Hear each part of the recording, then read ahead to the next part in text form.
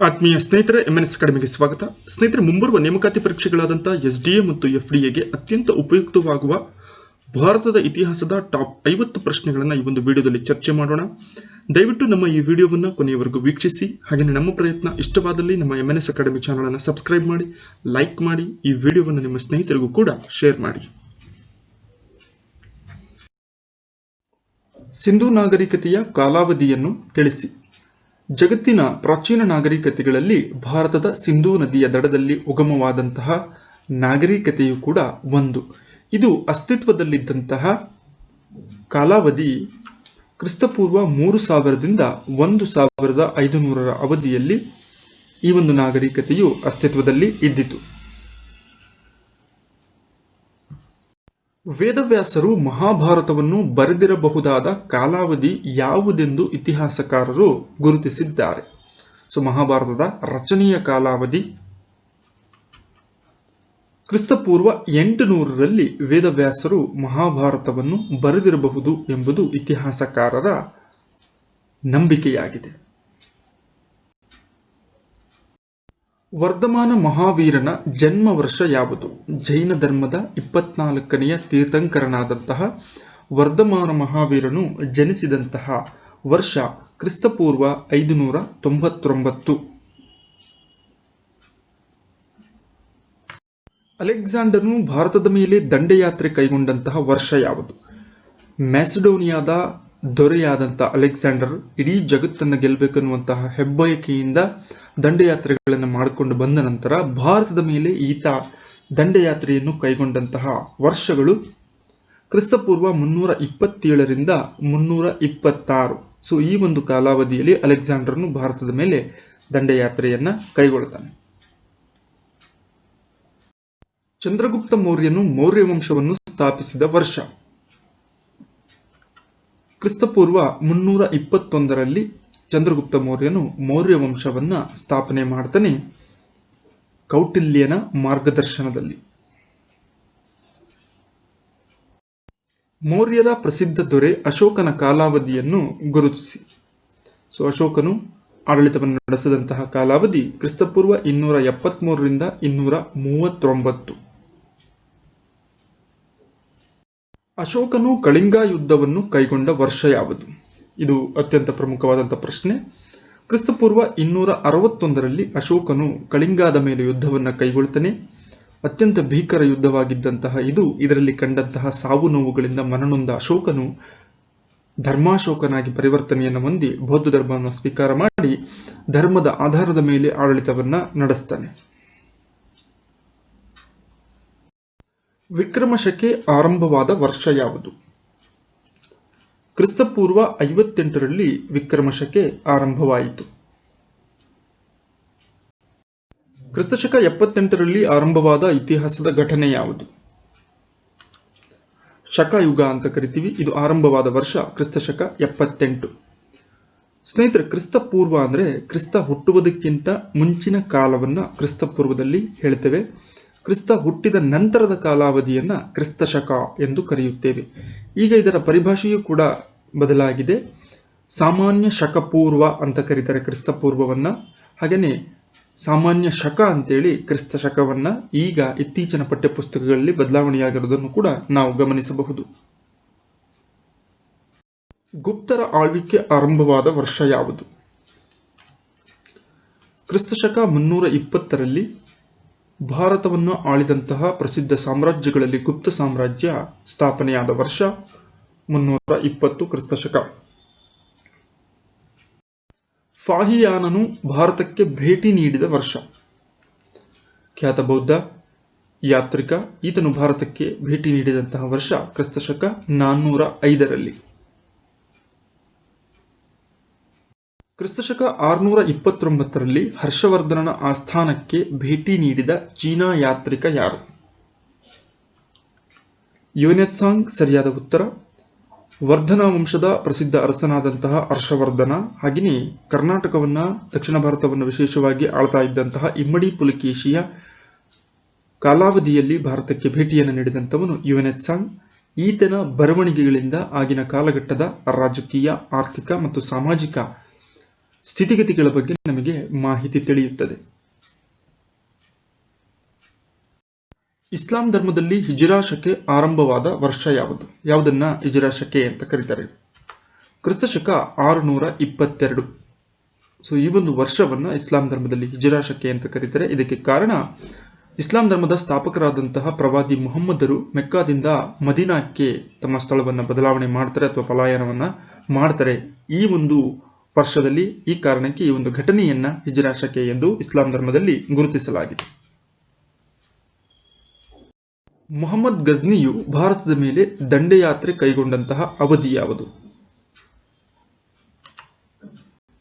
ಕ್ರಿಸ್ತಶಕ 1001ರಿಂದ 1026 ಅವಧಿಯಲ್ಲಿ ಈತನು ಭಾರತದ ಮೇಲೆ 17 ಬಾರಿ ದಂಡಯಾತ್ರೆಯನ್ನ ಕೈಗೊಂಡಿದ್ದಾನೆ.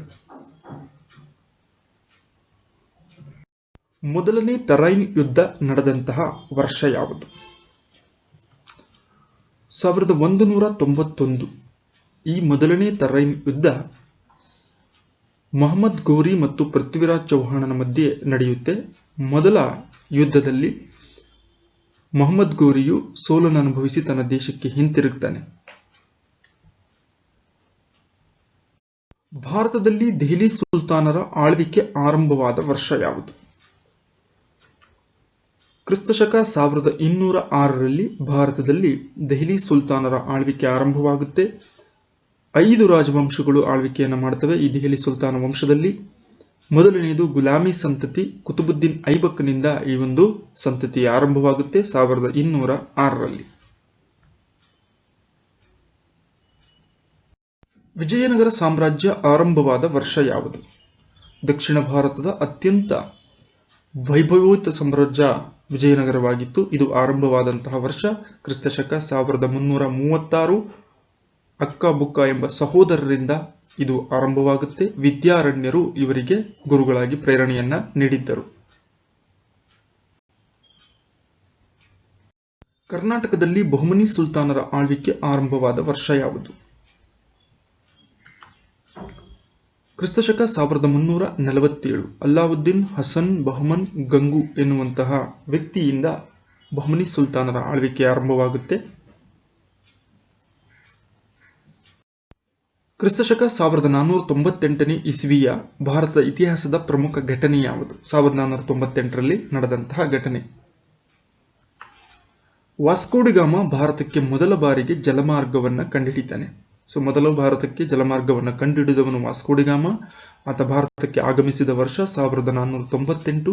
ಕೇರಳದ ಕಲ್ಲಿಕೋಟೆಗೆ ಈತ ಮೊದಲ ಬಾರಿಗೆ ಆಗಮಿಸುತ್ತಾನೆ ವ್ಯಾಪಾರ ಮಾಡುವ ಸಲುವಾಗಿ.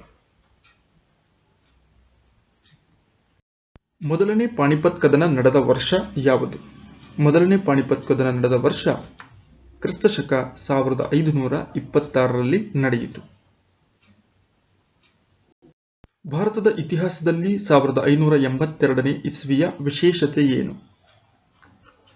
ಅಕ್ಬರನು ದೀನ್ ಹಿ ಇಲಾಹಿ ಎಂಬ ಹೊಸ ಧರ್ಮವನ್ನು ಆರಂಭಿಸ್ತಾನೆ. ಇದು ಸರ್ವಧರ್ಮಗಳ ಸಮನ್ವಯದ ಧರ್ಮವಾಗಿರುತ್ತೆ. ಇದನ್ನು ಈತ ಆರಂಭ ಮಾಡಿದಂಥ ವರ್ಷ 1582. ಮೂರನೇ ಪಾಣಿಪತ್ ಕದನ ನಡೆದಂತಹ ವರ್ಷ ಯಾವುದು? ಇದಕ್ಕೆ ಸರಿ ಉತ್ತರ 1761ರಲ್ಲಿ ಈ ಒಂದು ಮೂರನೇ ಪಾಣಿಪತ್ ಕದನ ನಡೆಯಿತು. 1757ರಲ್ಲಿ ಜರುಗಿದ ಭಾರತ ಇತಿಹಾಸದ ಪ್ರಮುಖ ಘಟನೆ ಯಾವುದು? 1757 ಅಂದ ತಕ್ಷಣ ಪ್ಲಾಸಿ ಕದನ. ಸಿರಾಜುದ್ದೌಲಾ, ಬಂಗಾಳದ ನವಾಬನಾದಂಥ ಸಿರಾಜುದ್ದೌಲಾ ಮತ್ತು ಬ್ರಿಟಿಷರ ನಡುವೆ ಈ ಒಂದು ಕದನ ನಡೆಯುತ್ತೆ. ಈ ಮೂಲಕವಾಗಿ ಸಿರಾಜುದ್ದೌಲಾ ಸೋಲನ್ನು ಅನುಭವಿಸುವ ಮೂಲಕ ಬಂಗಾಳ ಪ್ರಾಂತ್ಯದ ಮೇಲೆ ಬ್ರಿಟಿಷರ ಹಿಡಿತ ಆರಂಭವಾದಂತಹ ಪ್ರಮುಖವಾದ ಇತಿಹಾಸದ ಘಟನೆಯಾಗಿದೆ.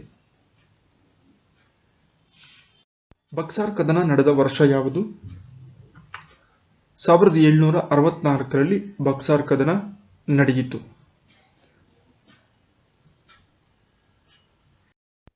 ಹೈದರಾಲಿ ಮತ್ತು ಬ್ರಿಟಿಷರ ಮಧ್ಯೆ ಜರುಗಿದ ಮೊದಲ ಆಂಗ್ಲೋ ಮೈಸೂರು ಯುದ್ಧ ನಡೆದಂಥ ವರ್ಷ ಯಾವುದು? 1767ರಿಂದ 1769 ನಡುವೆ ಹೈದರಾಲಿ ಮತ್ತು ಬ್ರಿಟಿಷರ ಮಧ್ಯೆ ಮೊದಲನೇ ಆಂಗ್ಲೋ ಮೈಸೂರು ಯುದ್ಧ ನಡೆಯುತ್ತೆ. ಈ ಒಂದು ಯುದ್ಧದಲ್ಲಿ ಹೈದರಾಲಿಯು ಬ್ರಿಟಿಷರನ್ನ ಸಂಪೂರ್ಣವಾಗಿ ಸೋಲಿಸ್ತಾನೆ. ಒಟ್ಟಾರೆಯಾಗಿ ಮೈಸೂರು ಸುಲ್ತಾನರಿಗೂ ಮತ್ತು ಬ್ರಿಟಿಷರ ನಡುವೆ 4 ಆಂಗ್ಲ ಮೈಸೂರು ಯುದ್ಧಗಳು ನಡೆಯುತ್ತವೆ. ಅದರಲ್ಲಿ ಪ್ರಮುಖವಾಗಿ 2 ಹೈದರಾಲಿ ಮತ್ತು ಬ್ರಿಟಿಷ್, ಇನ್ನುಳಿದಂಥ 2 ಟಿಪ್ಪು ಸುಲ್ತಾನ್ ಮತ್ತು ಬ್ರಿಟಿಷರ ನಡುವೆ ನಡೆದವು. ಅಸ್ಪೃಶ್ಯತೆಯನ್ನು ತನ್ನ ಸಾಮ್ರಾಜ್ಯದಲ್ಲಿ ನಿಷೇಧಿಸಿದ ಮೊದಲ ರಾಜಕುಮಾರ ಯಾರು? ಛತ್ರಪತಿ ಶಾಹು ಅಂತ ಕರಿತೀವಿ, ಅಥವಾ 1ನೇ ಶಾಹು ಭೋಸ್ಲೆ ಅಂತ ಕರಿತೀವಿ. ಈತನು ಛತ್ರಪತಿ ಶಿವಾಜಿಯ ಮೊಮ್ಮಗನಾಗಿದ್ದು, ಶಿವಾಜಿಯ ಮಕ್ಕಳಲ್ಲಿ ಅತ್ಯಂತ ಹಿರಿಯವನಾದಂತಹ ಸಂಭಾಜಿಯ ಮಗನಾಗಿರ್ತಾನೆ. ಈತನು ತನ್ನ ಅಧಿಕಾರಾವಧಿಯಲ್ಲಿ ತನ್ನ ಸಾಮ್ರಾಜ್ಯದಲ್ಲಿ ಅಸ್ಪೃಶ್ಯತೆಯನ್ನು ನಿಷೇಧ ಮಾಡಿರ್ತಾನೆ. ಈ ಕೆಳಗಿನ ಯಾವುದು ದಕ್ಷಿಣ ಆಫ್ರಿಕಾದಲ್ಲಿ ಗಾಂಧೀಜಿಯವರಿಂದ ರಚನೆಯಾಗಲಿಲ್ಲ? ಇಂಡಿಯನ್ ಒಪಿನಿಯನ್ ಎಂಬ ಪತ್ರಿಕೆ, ದಿ ನತಾಲ್ ಇಂಡಿಯನ್ ಕಾಂಗ್ರೆಸ್, ಫಿನಿಕ್ಸ್ ಆಶ್ರಮ, ದ ಇಂಡಿಯನ್ ಲೀಗ್. ಇದರಲ್ಲಿ ಗಾಂಧೀಜಿಯವರಿಂದ ರಚನೆಯಾಗದೇ ಇರುವಂಥದ್ದು ಯಾವುದು? ಆಯ್ಕೆ 4, the Indian league. Indian opinion ಎಂಬ ಪತ್ರಿಕೆಯನ್ನು ದಕ್ಷಿಣ ಆಫ್ರಿಕಾದಲ್ಲಿ ಮೊದಲಿಗೆ ಸಂಸ್ಥಾಪನೆಯನ್ನು ಮಾಡ್ತಾರೆ. ದ ನತಾಲ್ ಇಂಡಿಯನ್ ಕಾಂಗ್ರೆಸ್ ಎನ್ನುವಂತಹ ಆರ್ಗನೈಸೇಷನನ್ನು ಅಲ್ಲಿ ನಡೀತಾ ಇದ್ದಂತಹ ವರ್ಣಭೇದ ನೀತಿಯ ವಿರುದ್ಧವಾಗಿ ಹೋರಾಟವನ್ನು ಮಾಡಲಿಕ್ಕೆ 1894ರಲ್ಲಿ ಸ್ಥಾಪನೆ ಮಾಡ್ತಾರೆ. ಫಿನಿಕ್ಸ್ ಆಶ್ರಮವೂ ಸಮೇತ ಗಾಂಧೀಜಿಯವರಿಂದ ಸ್ಥಾಪನೆಯಾದಂಥದ್ದು. ದಿ ಇಂಡಿಯನ್ ಲೀಗ್ ಅನ್ನುವಂಥದ್ದು ಗಾಂಧೀಜಿಯವರಿಂದ ರಚನೆ ಆಗಲಿಲ್ಲ. ನಾನು ಹೋದ ನಂತರ ನನ್ನ ನುಡಿಯನ್ನು ಈತನು ಮುಂದುವರಿಸುವನು. ಗಾಂಧೀಜಿಯವರು ಈ ಮಾತನ್ನು ಯಾರ ಬಗ್ಗೆ ಹೇಳಿದ್ದಾರೆ, ಅಂದರೆ ಯಾರನ್ನ ಕುರಿತು ಈ ಒಂದು ಮಾತನ್ನು ಹೇಳಿದ್ದಾರೆ? ಜವಾಹರ್ಲಾಲ್ ನೆಹರು. ಸೊ ಜವಾಹರ್ಲಾಲ್ ನೆಹರು ಮತ್ತು ಗಾಂಧೀಜಿಯ ಆತ್ಮೀಯತೆಯನ್ನು ಈ ಒಂದು ಹೇಳಿಕೆ ತೋರಿಸುತ್ತದೆ. ಜವಾಹರ್ಲಾಲ್ ನೆಹರು ಅವರ ಬಗ್ಗೆ ಗಾಂಧೀಜಿಯವರು ಈ ಒಂದು ನುಡಿಯನ್ನು ಹೇಳಿದ್ದರು. ಗಾಂಧೀಜಿಯವರು ಕಾಂಗ್ರೆಸ್ನ ಯಾವ ಅಧಿವೇಶನದಲ್ಲಿ ಅಗ್ರಗಣ್ಯ ನಾಯಕರಾಗಿ ಆಯ್ಕೆಯಾದರು? ನಾಗ್ಪುರ್ ಅಧಿವೇಶನ 1920. ಇದರ ಅಧ್ಯಕ್ಷತೆಯನ್ನು ಲಾಲಾ ಲಜಪತ್ ರಾಯ್ರವರು ವಹಿಸಿಕೊಂಡಿರ್ತಾರೆ. ಅಸಹಕಾರ ಚಳವಳಿಗೆ ಸಂಬಂಧಪಟ್ಟ ಹಾಗೆ ನಾಯಕತ್ವವನ್ನು ಆಯ್ಕೆ ಮಾಡೋದಕ್ಕೆ ಗಾಂಧೀಜಿಯವರನ್ನು ಈ ಒಂದು ಅಧಿವೇಶನದಲ್ಲಿ ಸೂಚಿಸಲಾಯಿತು. ಈ ಮೂಲಕವಾಗಿ ಸ್ವಾತಂತ್ರ್ಯ ಹೋರಾಟದಲ್ಲಿ ಬಹುಮುಖ್ಯ ನಾಯಕರಾಗಿ ಗಾಂಧೀಜಿ ಆಯ್ಕೆಯಾಗ್ತಾರೆ. ಗಾಂಧೀಜಿಯವರು ಸತ್ಯಾಗ್ರಹ ಎಂಬ ಆಚರಣೆಯನ್ನು ಮೊದಲು ಎಲ್ಲಿ ಬಳಕೆ ಮಾಡಿದರು? ದಕ್ಷಿಣ ಆಫ್ರಿಕಾದಲ್ಲಿ 1906ರಲ್ಲಿ ಅಲ್ಲಿದ್ದಂತಹ ವರ್ಣಭೇದ ನೀತಿಯ ವಿರುದ್ಧವಾಗಿ ಹೋರಾಟವನ್ನು ಮಾಡೋದಕ್ಕೆ ತಾವು ಆಯ್ಕೆ ಮಾಡಿಕೊಂಡಂತಹ ಹೋರಾಟದ ಹಾದಿ ಸತ್ಯವನ್ನು ಆಗ್ರಹಿಸುವುದು. ಗಾಂಧೀಜಿಯವರು ಅಧಿಕೃತವಾಗಿ ರಾಜಕೀಯವಾಗಿ ಪ್ರವೇಶ ಪಡೆದಂತಹ ಸತ್ಯಾಗ್ರಹ ಯಾವುದು? ರೌಲೆಟ್ ಸತ್ಯಾಗ್ರಹ ಅಥವಾ ರೌಲೆಟ್ ಕಾಯ್ದೆಯ ವಿರುದ್ಧವಾಗಿ ನಡೆದಂಥ ಸತ್ಯಾಗ್ರಹ ಅಂತಲೂ ಕರಿತೀವಿ. 1919ರಲ್ಲಿ ಜಾರಿಗೆ ಬಂದಂತಹ ರೌಲೆಟ್ ಕಾಯ್ದೆ ಏನಿದೆ, ಪತ್ರಿಕಾ ಸ್ವಾತಂತ್ರ್ಯವನ್ನು ನಿಷೇಧ ಮಾಡಿರುತ್ತೆ. ಸೊ ಇದರ ವಿರುದ್ಧವಾಗಿ ನಡೆದಂತಹ ಫೆಬ್ರವರಿ 24, 1919ರಲ್ಲಿ ಬಾಂಬೆನಲ್ಲಿ ಈ ಒಂದು ಸತ್ಯಾಗ್ರಹವನ್ನು ಕೈಗೊಳ್ತಾರೆ ಗಾಂಧೀಜಿಯವರು. ಆ ಮೂಲಕವಾಗಿ ಅಧಿಕೃತವಾಗಿ ರಾಜಕೀಯಕ್ಕೆ ಪ್ರವೇಶವನ್ನು ಪಡೀತಾರೆ. ಸರಾಬಂದಿ ಅಥವಾ ತೆರಿಗೆ ಮುಕ್ತ ಚಳುವಳಿಯ ನೇತಾರರು ಯಾರು? ಸರ್ದಾರ್ ವಲ್ಲಭಾಯ್ ಪಟೇಲ್ ಈ ಒಂದು ಚಳುವಳಿಯನ್ನು, ಸರಾಬಂದಿ ಅಂದರೆ ನೋ ಟ್ಯಾಕ್ಸ್ ಅಂತ, ತೆರಿಗೆ ಇಲ್ಲ ಅಂತ, 1922ರಲ್ಲಿ ನಡೆಯುತ್ತೆ ಗುಜರಾತ್ನಲ್ಲಿ. ಇದರ ನೇತೃತ್ವವನ್ನು ವಹಿಸಿದಂಥವರು ಸರ್ದಾರ್ ವಲ್ಲಭಾಯ್ ಪಟೇಲ್. ಇದರ ಅರ್ಥ ರೈತರಿಗೆ ತೆರಿಗೆಗಳನ್ನು ಕಟ್ಟದಂತೆ ತಿಳಿಸಿ ನಡೆಸಿದಂಥ ಹೋರಾಟವಾಗಿತ್ತು. ತ್ರಿಪುರದಲ್ಲಿ 1939ರಲ್ಲಿ ನಡೆದ ಇಂಡಿಯನ್ ನ್ಯಾಷನಲ್ ಕಾಂಗ್ರೆಸ್ನ ಅಧ್ಯಕ್ಷೀಯ ಚುನಾವಣೆಯಲ್ಲಿ ಆಯ್ಕೆಯಾದ ಸುಭಾಷ್ ಚಂದ್ರ ಬೋಸ್ ಕೆಲವೇ ದಿನಗಳಲ್ಲಿ ತಮ್ಮ ಹುದ್ದೆಗೆ ರಾಜೀನಾಮೆ ನೀಡ್ತಾರೆ. ಇದಕ್ಕೆ ಕಾರಣ ಏನು, ಅಥವಾ ಬಹುಮುಖ್ಯ ಕಾರಣವಾದಂಥ ಅಂಶ ಏನು? ಗಾಂಧೀಜಿಯವರೊಡನೆ ಇದ್ದಂತಹ ವಿಚಾರಗಳ ಭಿನ್ನಾಭಿಪ್ರಾಯ. ಸೊ ಗಾಂಧೀಜಿಯವರ ವಿಚಾರಕ್ಕೂ ಮತ್ತು ಸುಭಾಷ್ ಚಂದ್ರ ವಿಚಾರಗಳಿಗೂ ಭಿನ್ನಾಭಿಪ್ರಾಯ ಉಂಟಾದಾಗ ಅದರಿಂದ ಬೇಸತ್ತಂತಹ ಸುಭಾಷ್ ಚಂದ್ರ ಬೋಸ್ರವರು ತಮ್ಮ ಹುದ್ದೆಗೆ ರಾಜೀನಾಮೆಯನ್ನು ನೀಡಿ ಅಲ್ಲಿಂದ ಅವರು ಹಿಂತಿರುಗ್ತಾರೆ. ಸೊ 1939ರಲ್ಲಿ ಸುಭಾಷ್ ಚಂದ್ರ ಬೋಸ್ರವರು ತ್ರಿಪುರದಲ್ಲಿ ನಡೆಯುತ್ತೆ ಈ ಒಂದು ಅಧಿವೇಶನ. ರಾಜೀನಾಮೆಯಿಂದ ತೆರವಾದಂಥ ಸ್ಥಾನಕ್ಕೆ ಡಾಕ್ಟರ್ ಬಾಬು ರಾಜೇಂದ್ರ ಪ್ರಸಾದ್ರವರನ್ನು ಅಧ್ಯಕ್ಷರನ್ನಾಗಿ ಆಯ್ಕೆ ಮಾಡಲಾಗುತ್ತೆ. ಗಾಂಧೀಜಿಯವರು ದಕ್ಷಿಣ ಆಫ್ರಿಕಾದಲ್ಲಿ ಆರಂಭಿಸಿದ ಮೊದಲ ಪತ್ರಿಕೆ ಯಾವುದು?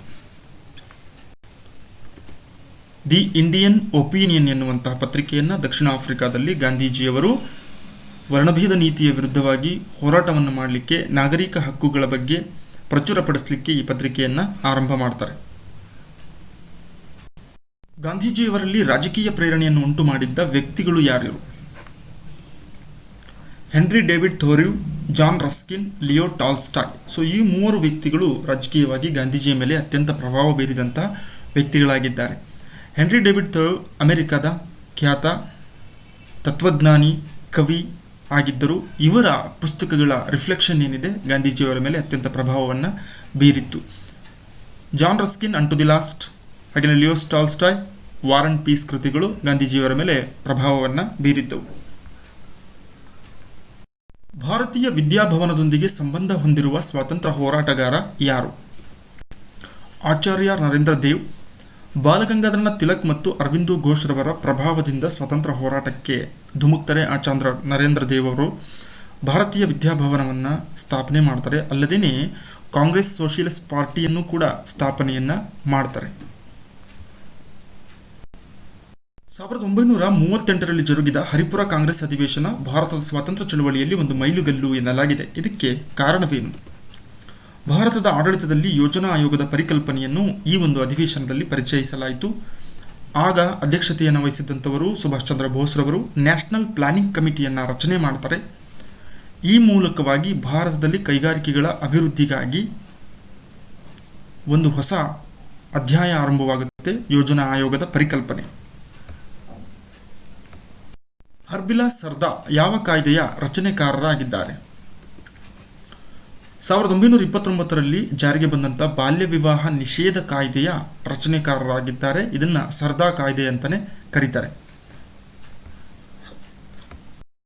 ಎ ಟೇಲ್ ಆಫ್ ಟೂ ರಿವೋಲ್ಟ್ಸ್ ಎಂಬುದು ರಾಜಮೋಹನ್ ಗಾಂಧಿಯವರ ಕೃತಿಯಾಗಿದೆ. ಈ ಕೃತಿಯ ಕಥಾವಸ್ತು ಯಾವುದು?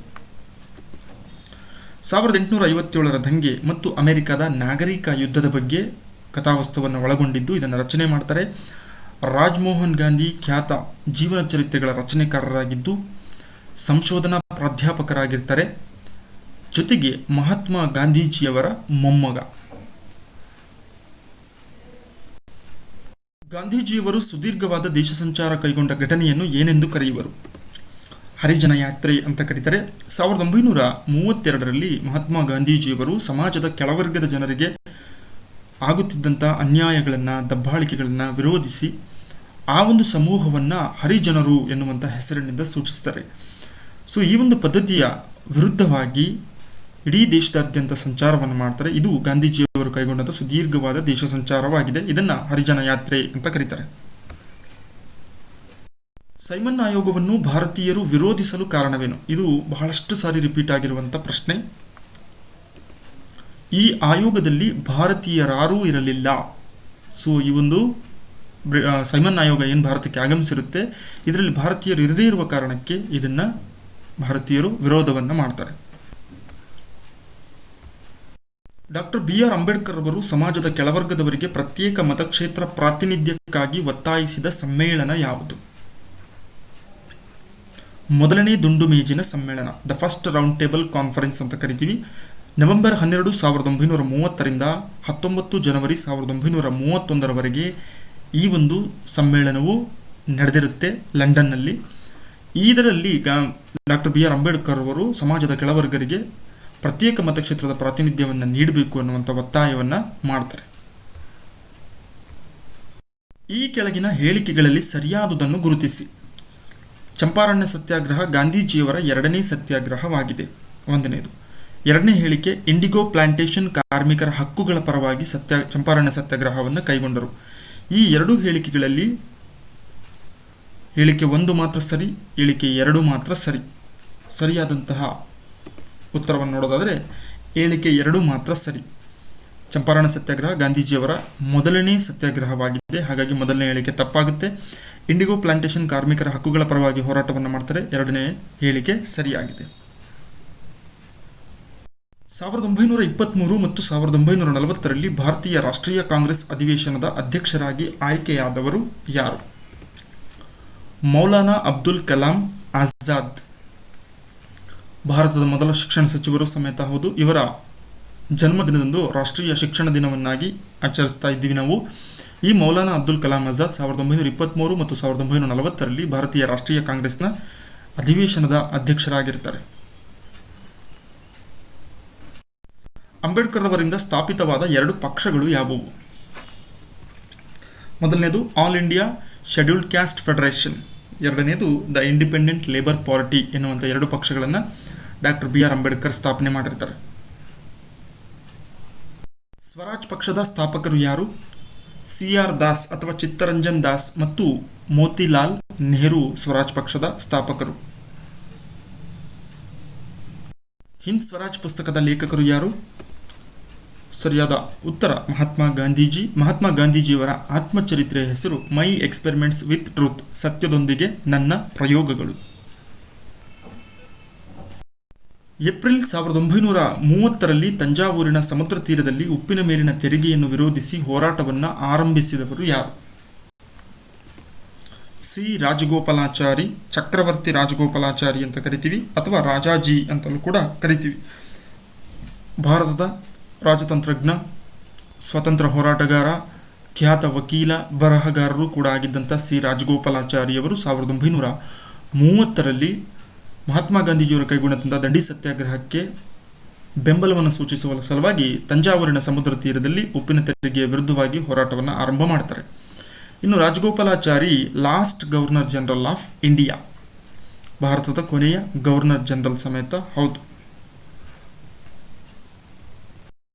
ಗಾಂಧೀಜಿಯವರು ಅಸಹಕಾರ ಚಳವಳಿಯನ್ನು ಘೋಷಿಸಿದ ದಿನವೇ ಮರಣ ಹೊಂದಿದ ಖ್ಯಾತ ಸ್ವಾತಂತ್ರ್ಯ ಹೋರಾಟಗಾರ ಯಾರು? ಬಾಲಗಂಗಾಧರನಾಥ್ ತಿಲಕ್ರವರು. ಸೊ ಅಸಹಕಾರ ಚಳವಳಿ ಘೋಷಣೆಯಾದಂಥ 1 ಆಗಸ್ಟ್ 1920ರಂದು ಅದೇ ದಿನವೇ ಬಾಲಗಂಗಾಧರನಾಥ್ ತಿಲಕ್ರವರು ಮರಣವನ್ನಾಪ್ತಾರೆ. ಲೋಕಮಾನ್ಯ ತಿಲಕ್ ಎಂದು ಖ್ಯಾತರಾದಂಥವರು. ಗಾಂಧೀಜಿಯವರು ಅಧ್ಯಕ್ಷತೆ ವಹಿಸಿದ್ದ ಏಕೈಕ ಕಾಂಗ್ರೆಸ್ ಅಧಿವೇಶನ ಯಾವುದು? ಬೆಳಗಾವಿ ಕಾಂಗ್ರೆಸ್ ಅಧಿವೇಶನ 1924 ನಮ್ಮ ಕರ್ನಾಟಕದಲ್ಲಿ ನಡೆಯುತ್ತೆ. ಈ ಒಂದು ಅಧಿವೇಶನದಲ್ಲಿ ಗಾಂಧೀಜಿಯವರು ಅಧ್ಯಕ್ಷತೆಯನ್ನು ವಹಿಸಿರ್ತಾರೆ. ಈ ಮೂಲಕ ಗಾಂಧೀಜಿಯವರು ಅಧ್ಯಕ್ಷತೆ ವಹಿಸಿದಂಥ ಏಕೈಕ ಕಾಂಗ್ರೆಸ್ ಅಧಿವೇಶನ ಇದಾಗಿದೆ. ಸ್ನೇಹಿತರೆ, ಇದಾಗಿತ್ತು ಭಾರತ ಇತಿಹಾಸಕ್ಕೆ ಸಂಬಂಧಪಟ್ಟ ಟಾಪ್ 50 ಪ್ರಶ್ನೆಗಳ ವಿಡಿಯೋ. ಈಗ ನಿಮಗಾಗಿ 2 ಪ್ರಶ್ನೆಗಳು, ಇವುಗಳ ಉತ್ತರವನ್ನು ಕಾಮೆಂಟ್ನಲ್ಲಿ ನೀಡಿ. ಭಾರತದಲ್ಲಿ ಆರ್ಥಿಕ ತುರ್ತು ಪರಿಸ್ಥಿತಿಯ ಬಗ್ಗೆ ವಿವರಿಸುವ ಸಂವಿಧಾನದ ವಿಧಿ ಯಾವುದು? ಎರಡನೇ ಪ್ರಶ್ನೆ, ಸಾಲ್ಭಾಯ್ ಒಪ್ಪಂದವು ಬ್ರಿಟಿಷರು ಮತ್ತು ಯಾವ ಭಾರತೀಯ ಅರಸರ ಮಧ್ಯೆ ನಡೆಯಿತು? ಈ 2 ಪ್ರಶ್ನೆಗಳಿಗೂ ಕಮೆಂಟ್ನಲ್ಲಿ ಉತ್ತರವನ್ನು ನೀಡಿ. ಇದೇ ರೀತಿ ಮುಂದಿನ ಮತ್ತೊಂದು ಉಪಯುಕ್ತ ವಿಡಿಯೋದೊಂದಿಗೆ ತಮ್ಮನ್ನು ಭೇಟಿಯಾಗೋಣ. ಧನ್ಯವಾದಗಳು.